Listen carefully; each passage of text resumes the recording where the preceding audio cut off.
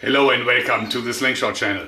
We just returned from 2 weeks of vacation in wonderful Provence in France, in the south of France. And there is wine country. So I brought these forks from ancient grape wine. Actually, they were dead and cast aside by the farmhands. So I found them in a pile of dead wood. And dead wood, of course, is ideal for me because it's so colorful and nice. So they are completely dry after a hot summer in the south of France. And now I will try to make this one into a beautiful slingshot. And we will begin with a chainsaw.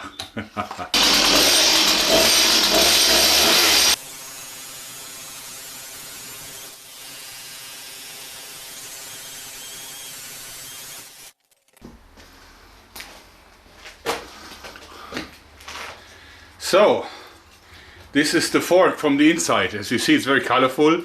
It will probably need some repairing because there are some cracks in here, but that is not a problem because I have lots of glue for that. And now I have to sketch the outline of the frame and saw it out, because now it is pretty much like a board. I can saw it just the normal way.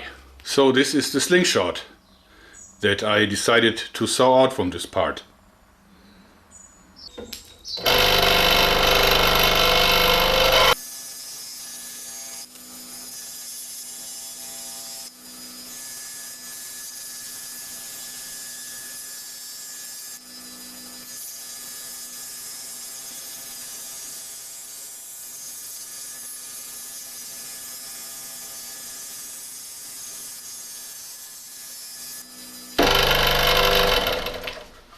So now we have the shape of the slingshot, and as you can see, it will be very comfortable because I have enough room to carve it into an ergonomic masterpiece.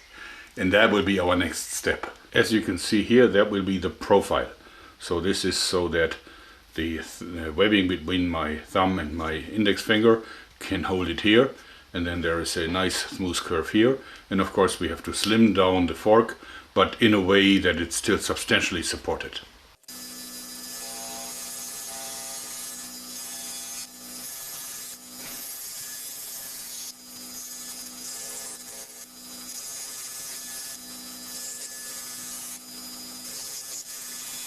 Roughly the shape, and now we'll do the rest with the power file.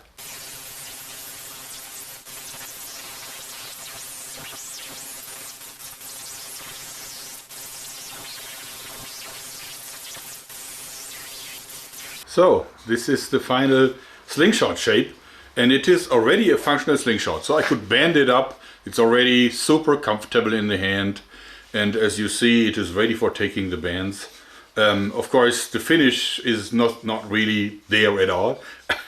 But before we do that, I will close all the gaps here, although they are, of course, not in the way of functionality. I mean, this is a super solid frame, even though it has a few cracks. That's the advantage of natural forks. And a natural fork, cracks like this are irrelevant. But, of course, we will fill them with a mix of epoxy and its own sawdust, simply so it looks nicer. So this is how it looks like, fully coated with a mixture of epoxy and its own sawdust. Now it has to harden, and then we're going to remove the excess, and we'll one step further. So next morning, now the glue has set, and we will use the power file to remove the excess.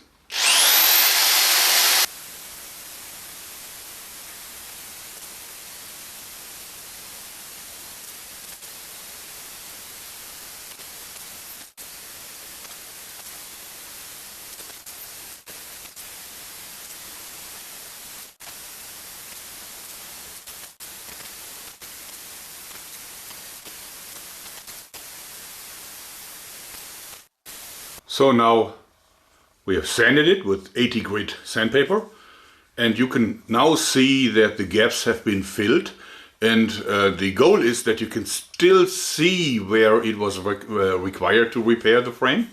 Like here, this entire edge is actually now made from epoxy with sawdust, but it still now feels very natural and smooth. Now comes the time for the oiling.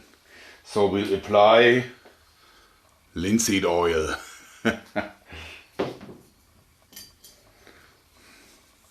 And now you will see a magnificent change because the oil brings out the colors in the grain like you would not believe. You get a preview about how the frame will look like once it's fully polished.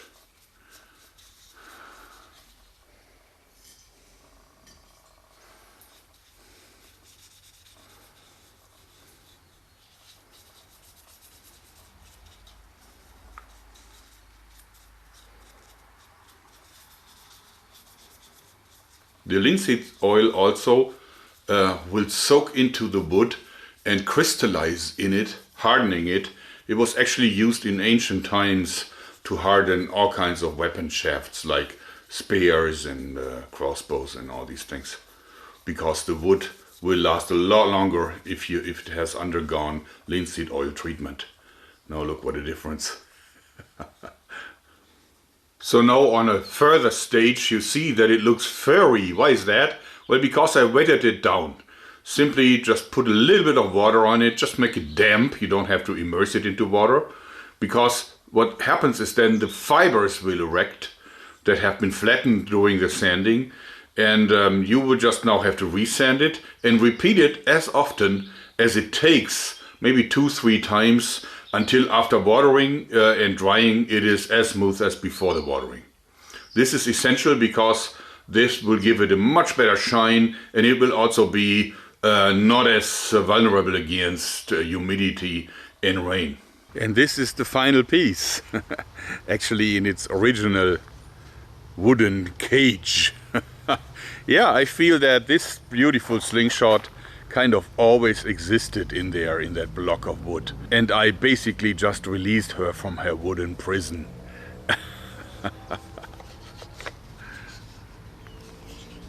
Isn't that beautiful?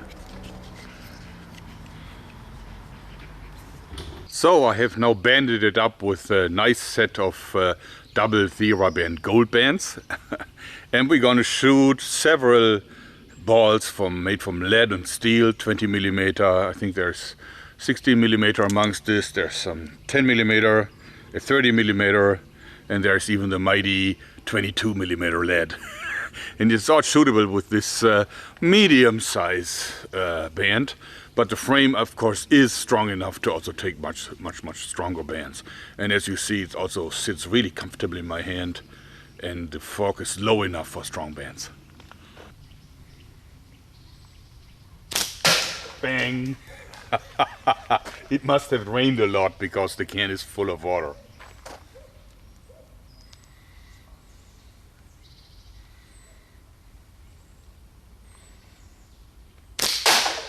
Bang! Now let's try the 22 millimeter lead ball, which is going to be really slow. But if I hit with it, it will be devastating. And as you see, the pouch is actually a little bit too small for the 22 millimeter lead ball. So you have to shoot quite carefully to not hit the fork. It would be a shame. Woo!